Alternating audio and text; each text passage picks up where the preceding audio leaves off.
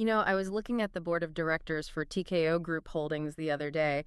It is a really serious list of heavy hitters. Oh, absolutely. You've got Ari Emanuel, the CEO of Endeavor. You have veteran venture capitalists, seasoned media executives. I mean, people who have spent 40 years in boardrooms. Right. The absolute titans of industry. And then sitting right there in the middle of this whole corporate hierarchy is a guy who used to wear a leopard print vest and talk about eating pie.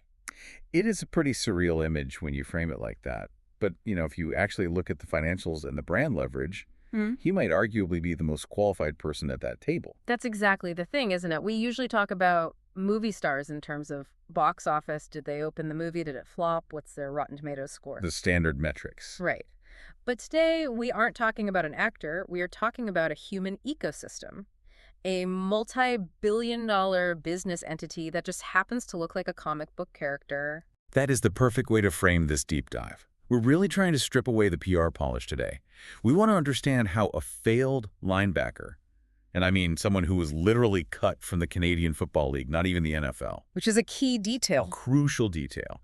How did that guy manage to build a business portfolio that, rivals the GDP of some small nations? And we are covering the whole arc. From the days when 20,000 people were chanting, "Die, Rocky, die," in the 90s. Can you even imagine that? No. Oh. All the way to the recent boardroom coup, where he finally, after decades, obtained full ownership of the trademark The Rock. And that trademark deal is the key to the whole story. I mean, it really is. It's the difference between being an employee and being the owner. For 30 years, he was essentially renting the name. That's a great way to put it. And now, he owns the intellectual property of his own existence. So the mission for this deep dive is pretty simple. How do you pivot from rock bottom to the boardroom? We are looking at resilience, we are looking at reinvention, and we are looking at the business mechanics behind all that muscle. Let's get into it. Let's do it.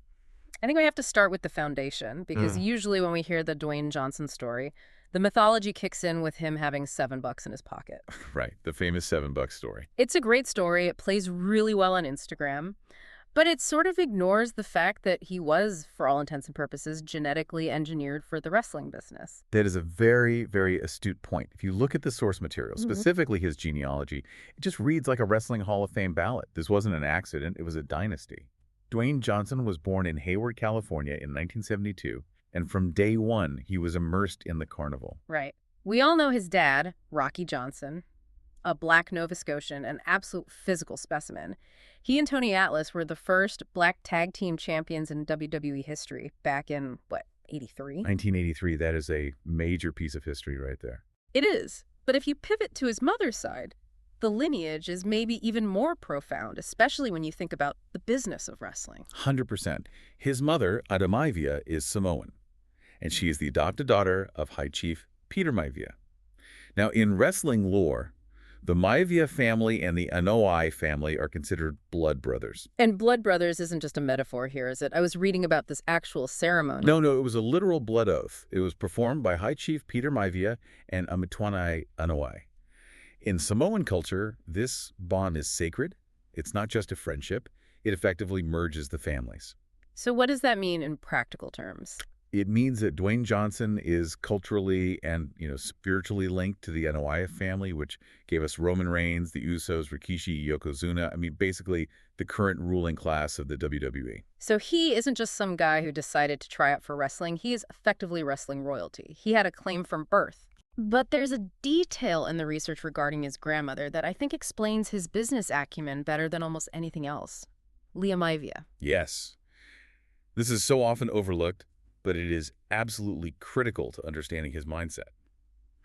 After Peter Maivia passed away in 1982, Leah Maivia didn't just retire or sell the business. She didn't. She took over the territory. She took it over. She ran Polynesian Pacific Pro Wrestling.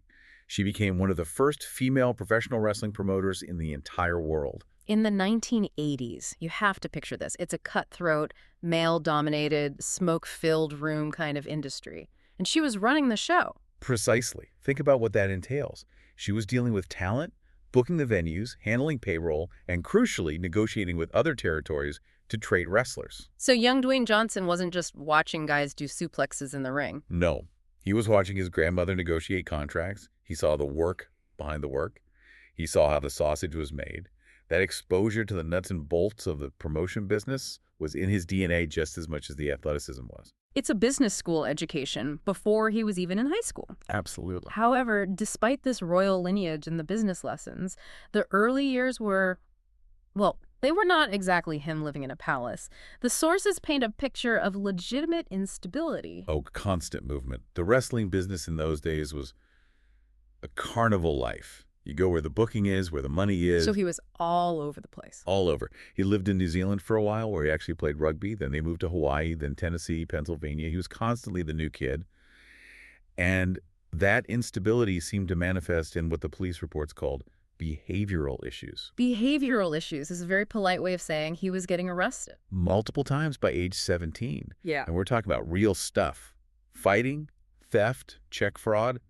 There was a period in Waikiki where he was apparently part of a theft ring that was targeting tourists for high-end clothes and jewelry. Wow. Yeah. He's a big kid, physically imposing, but he was also angry and displaced. It's interesting because you see this pattern with a lot of high performers. They have this massive energy engine inside them. If you don't give it a constructive outlet, it becomes destructive. It's like a nuclear reactor. It either powers the city or it melts it down. That's a perfect analogy. And the containment field, the constructive outlet for him, appeared in the form of a guy named Coach Jody Quick at Freedom High School in Pennsylvania. The classic "coach who saved my life" trope. Yeah. It sounds like a movie, but in this case, it seems genuinely pivotal. It absolutely is. Yeah. Quick saw this 6'4", 200-plus-pound teenager with a really bad attitude and decided to put him on the defensive line. And Johnson has said explicitly that this was the moment his brain rewired. How so? He stopped thinking about the next fight in the parking lot and started thinking about goals. He realized that all this aggression he had could be a currency if he spent it on the football field instead of on the street. And he was spending it well. So well. In fact, that he gets a full ride to the University of Miami in the early 90s. For people who don't follow college football history, you have to understand what that meant. That was the absolute pinnacle of swagger. It was the epicenter of cool. They were the rock stars of college football. He was on the 1991 national championship team. But, and this is the first major failure in the narrative that really defines him, he wasn't the star. This is the part that fascinates me. We look at him now, and he's the biggest star on the planet. But back then, he was riding the pine. He was a backup. It's the brutal reality of the depth chart. You could be an incredible athlete, but if the guy in front of you is a generational talent, you sit. And Johnson was stuck behind Warren Sapp. Warren Sapp, a future NFL Hall of Famer. One of the greatest, most dominant defensive tackles to ever play the game. I mean, talk about bad luck. It was just unbelievably humbling. Johnson only started one game in 4 years at Miami. His official stats are like 77 tackles and 4.5 sacks in his entire collegiate career. That's not for a guy with NFL ambitions. Imagine the psychological toll. You go from being the high school hero who turned his life around, you get the big scholarship, and then you're a backup for 4 years. He wasn't the main character of that team. So he graduates with a degree in criminology and physiology, by the way, which I didn't know and is an interesting combo. And NFL draft comes and goes. The phone doesn't ring. Total silence. So he takes the only route left for a guy like him, the Canadian Football League, the Calgary Stampeders. I think a lot of Americans, we tend to romanticize the life of a pro athlete, even in the minor leagues or the CFL. But the CFL in 1995, for a practice squad player, this wasn't glamour. Not even close. He was making peanuts. I think it was something like $250 a week. Yeah. There are stories of him sleeping on a mattress he literally found near a dumpster because he couldn't afford furniture. Wow. Yeah, he was just eating basic food, just trying to keep his weight up. And he was playing hard, trying to switch positions to linebacker just to make himself more useful to the team to find a spot. And then came the cut. 2 months into the 1995 season, the coach calls him into the office. "We are releasing you." And that is the end of the dream. He had spent a decade building his entire identity around being a football player. In one 5-minute conversation, that identity was completely erased. And this is the true origin of the $7 story. He flies home to Miami, his dad picks him up in his truck, and on the ride home, Dwayne checks his wallet. And all he has is a $5 bill, a 1, and some change. $7. It is the absolute rock bottom moment. But in our analysis of resilience, this is the pivot point. This is everything. Most people in that situation would have tried to find a regular job using their degree. Right, use that criminology degree. Yeah. But Johnson decided to go into the family business. which he had actively avoided. You have to remember, he didn't want to be a wrestler initially. He wanted to be a football player. He wanted to escape that carnival life his father and grandfather lived. Correct. He saw wrestling as a fallback, as plan B, but now with the NFL dream dead and buried, it was the only path. So in 1996, he humbles himself and asks his father to train him. And the WWF, which is now the WWE, they see him immediately. Of course they do. He's 6'5", looks like a Greek god, and he's the son of Rocky Johnson and the grandson of Peter Maivia. Vince McMahon must have seen dollar signs just instantly. They saw what's called a blue chipper. That's the industry term for a guaranteed success, a prospect with absolutely zero downside. And that is exactly where they went wrong. This is my favorite part of the story because it highlights how massive disconnects can happen between corporate marketing and the actual audience. They packaged him as Rocky Maivia. A combination of his father's name and his grandfather's name. He apparently hated it. He felt it was disrespectful to just trade on their names without earning his own. But the company insisted. McMahon and Jim Ross, who was head of talent relations, they insisted. They wanted him to be the smiling, happy-to-be-here babyface. For the listener who isn't deep into wrestling lingo, a babyface is the good guy, right? The hero of the story. Exactly. And in the 1980s, that model worked perfectly. Hulk Hogan told you to eat your vitamins and say your prayers, and all the kids cheered. But this was 1996. The world had changed. The culture had shifted entirely. Nirvana had happened. Pulp Fiction had happened. The anti-hero was on the rise. Authenticity was cool. And here comes this guy with, like, a pineapple haircut and tassels on his outfit, smiling and waiting like he's running for class president. The audience smelled a plant. They smelled the inauthenticity a mile away. They revolted. And it wasn't just silence or apathy, it was active hostility. Within a matter of months, he went from being promoted as the next big thing to having 20,000 people chanting, "Rocky sucks." And then the chant that I still can't believe actually happened, "Die, Rocky, die." Think about the psychology of that for a second. You are in your early 20s.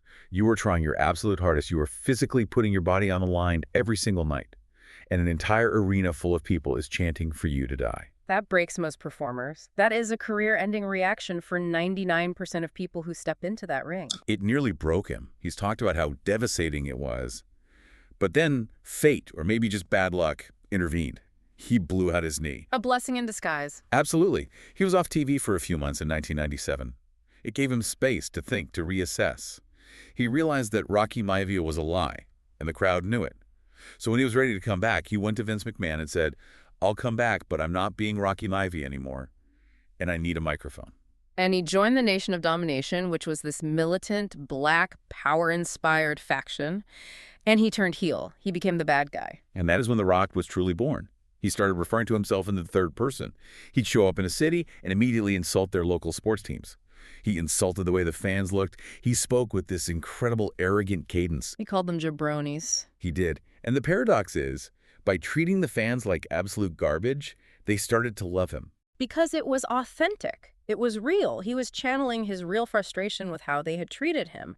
And the audience, even in a scripted show, they respect reality. When he said "The Rock says," it had conviction. It was his real voice. This brings us right into the heart of the Attitude Era. I mean, he and Stone Cold Steve Austin basically saved the WWF during the Monday Night Wars against WCW. They did. It was a cultural phenomenon. His catchphrases were everywhere. If you smell what The Rock is cooking, know your role and shut your mouth. In fact, the TV show SmackDown is named after one of his catchphrases. A word he made up that eventually ended up in the Merriam-Webster dictionary. That's how big he was. But I want to zoom in on a specific moment that shows the dark side of this evolution. We often think of The Rock as the funny guy who raises his eyebrow, but to get to the very top, he had to get violent. Viciously so. You're talking about the I Quit match. Royal Rumble, 1999. The Rock versus Mankind, who is Mick Foley. It's a documentary-level moment.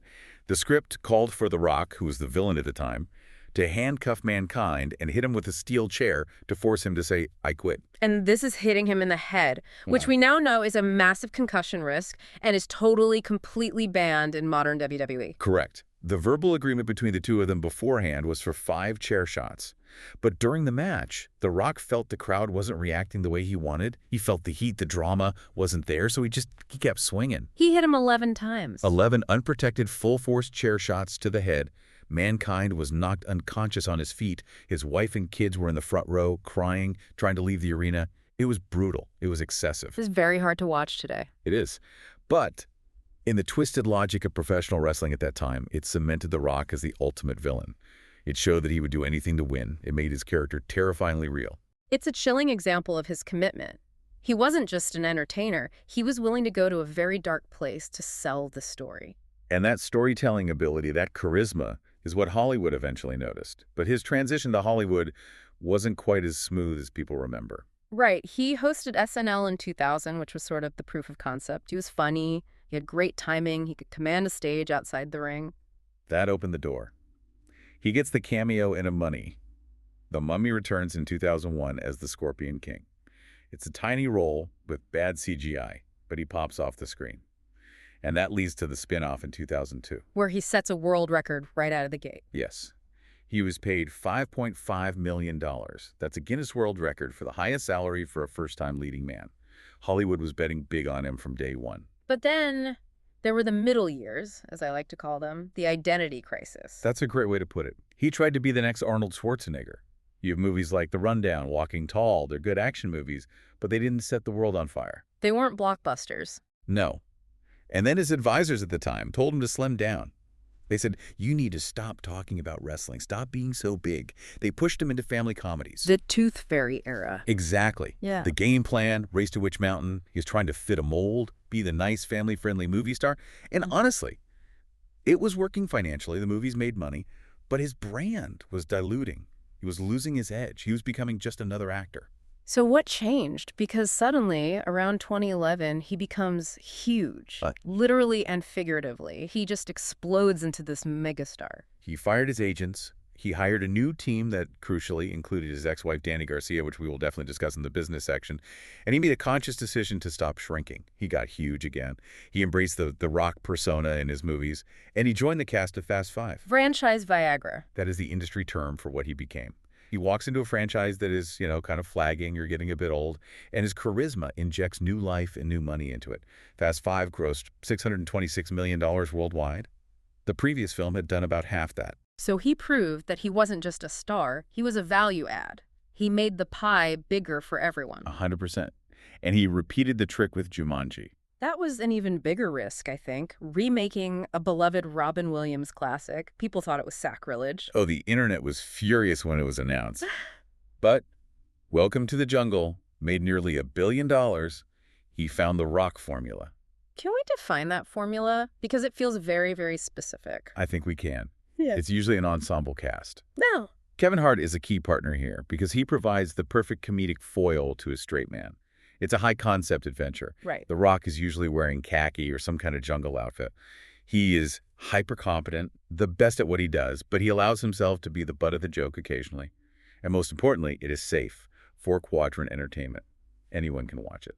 It's almost like he productized himself. The Rock became a reliable consumer good, like a can of Coke. You know exactly what you're getting every single time. Which leads to immense wealth. No. But it also leads to a certain creative stagnation. And that brings us to the recent turbulence. That brings us to Black Adam. Oh boy. The hierarchy of power in the DC universe is about to change. He's been 15 years trying to get that movie made. Yeah. He pitched it as a disruptive force. He wanted Black Adam to be the new center of the DC universe, building to an eventual fight with Superman. He marketed it so aggressively. I mean, it was relentless. The hierarchy of power is about to change was in every interview, every tweet. But the movie, it was just okay. It was fine. It earned about $393 million globally. Now, for most actors, that's a decent hit. But for a movie that cost over $200 million plus a massive marketing spend, it was a major disappointment. It didn't lose a ton of money, but it completely failed to launch the new franchise he promised. It was a dud. And the fallout was messy. James Gunn and Peter Safran took over DC Studios and basically said, thanks, but no thanks. We're not doing this. It was a very public rejection. For a guy whose entire brand is built on winning, this was a very visible loss. And reports started coming out about him going over executives' heads to get Henry Cavill back as Superman for a cameo, about his ego demanding the universe revolve around him. It chipped the paint on the armor. It made people in the industry and the audience question if the Rock formula still worked or if it had gotten stale. So naturally, he pivots again, and this pivot in 2025 is really, really interesting, the smashing machine. This is maybe the most fascinating move in his entire career since he left wrestling for Hollywood. He's working with Benny Safdie. Safdie's an A24 director. He did Uncut Gems, Good Time. These are gritty, stressful, artistic films. They are not blockbusters. And Johnson is playing Mark Kerr, a tragic MMA figure who battled addiction. He's wearing a wig. He has prosthetics on his face. He is completely unrecognizable. He isn't playing The Rock. He is playing a broken man addicted to painkillers. It's a real serious acting role. And the early reports from festivals were great. Standing ovation at the Venice Film Festival. Critics were praising his transformation. But when it got a wide release, the box office bombed. It had his lowest opening weekend ever. A total commercial failure. And this is the paradox of the modern movie star, isn't it? The audience loves The Rock. They aren't so sure they want Dwayne Johnson, actor. It forces a really interesting question. Can you be a billion-dollar brand and a serious artist? Or does the brand eventually consume the art? Can he act his way out of the very profitable box he built for himself? Well, speaking of that billion-dollar brand, let's look under the hood of the business, because Seven Bucks Productions isn't just a vanity shingle he puts on his movies. No, not at all. It was founded in 2012. And the key here, the absolute architect, is Danny Garcia. His ex-wife. They married in 1997 and they divorced in 2008. Usually that's the end of the partnership. But they realized, and this is so rare, that they were much better business partners than they were spouses. She is the chairwoman. She is the strategist. And they produce everything. Everything. The movies, the TV shows like Ballers for HBO, the documentaries.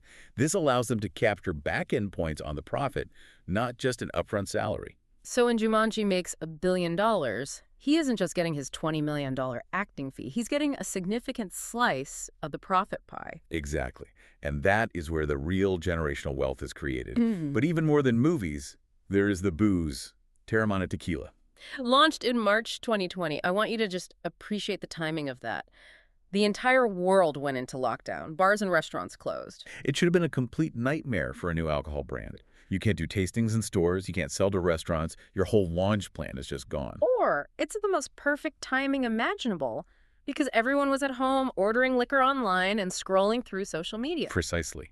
Johnson used his Instagram, which has, what, hundreds of millions of followers, to host Teremana Tuesdays. He would just sit in his home bar, make a drink, and talk to his fans virtually. He toasted to first responders. He created a sense of community around the brand. That is just brilliant. It's direct-to-consumer marketing at basically zero cost. And the numbers are staggering. Yeah. They sold 600,000 cases in the first year. To give you some context, George Clooney's Casamigos, another massive celebrity success, sold 175,000 cases in its first year. Wow. Teremana is now valued at an estimated $3.5 billion.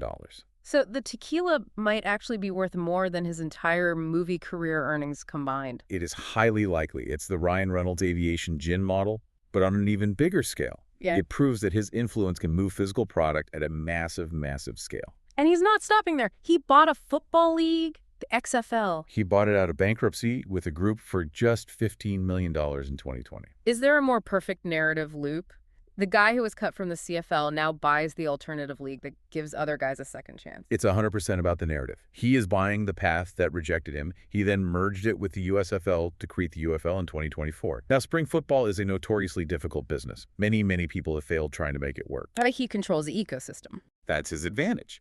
He can put UFL highlights on ESPN, which is owned by Disney, his frequent movie partner. He can promote it on the WWE programming. It's all about synergy. Which brings us full circle, back to the start. The biggest seat at the table, TKO Group Holdings. This happened in January 2024.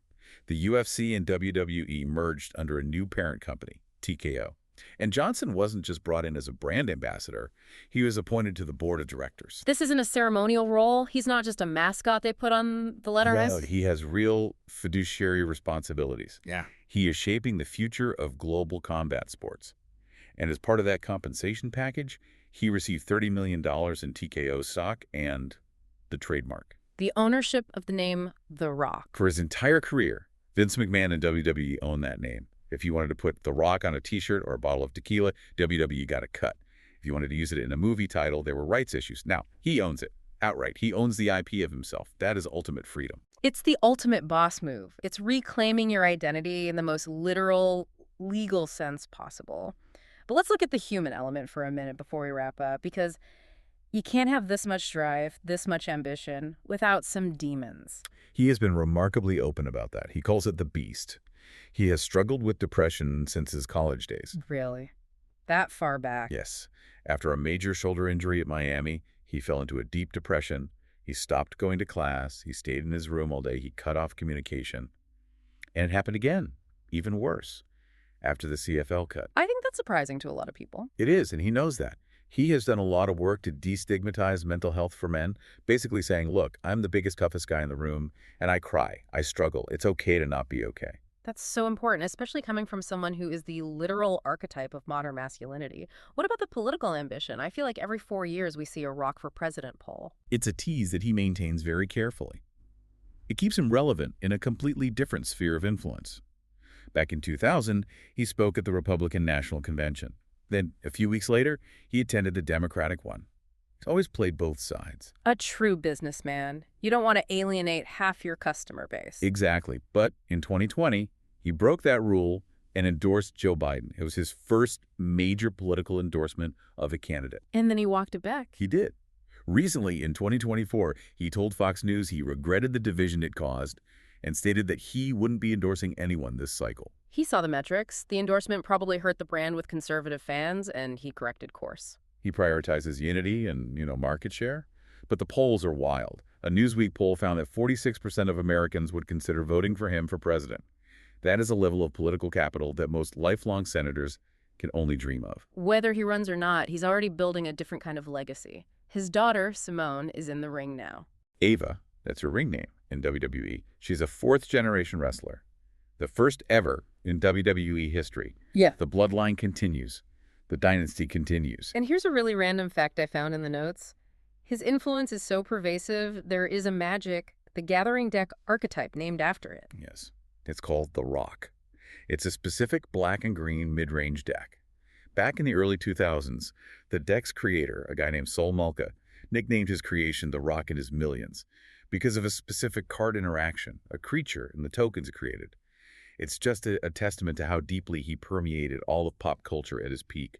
Even the nerds loved him. That is absolutely incredible. So we've gone from the CFL practice squad to the TKO boardroom. What is the synthesis here? What's the lesson from this whole deep dive? For me, it all comes down to the art of the pivot. Explain what you mean by that. Dwayne Johnson never, ever forces a losing hand. When football failed, he didn't keep trying to play in some obscure semi-pro league. He pivoted to wrestling. When the Rocky Maivia character was booed out of the building, he didn't quit. He pivoted to The Rock. When his initial run of action movies stalled, he pivoted to family comedy. When the blockbuster formula showed cracks with Black Adam, he pivoted to prestige drama with Slashing Machine and at the same time to corporate power with TKO. He doesn't go down with the ship. He just builds a new, better ship. He listens to the audience. Yep. That's the most important part.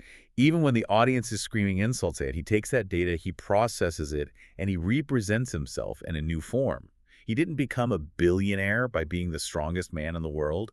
He became a billionaire by being the most adaptable. And by diversifying, he realized early on that being just the talent is a trap. You have to be the producer, you have to be the owner, you have to be the board member. He moved from being the product to being the entire platform. So here is the final thought for you to chew on.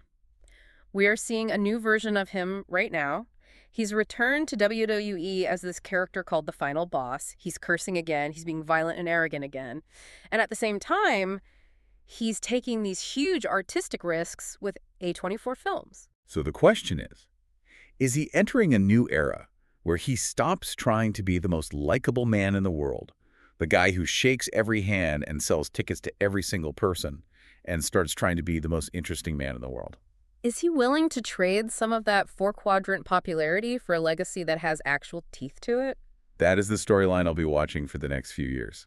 Thanks for diving deep with us. Always a pleasure. See you in the next deep dive.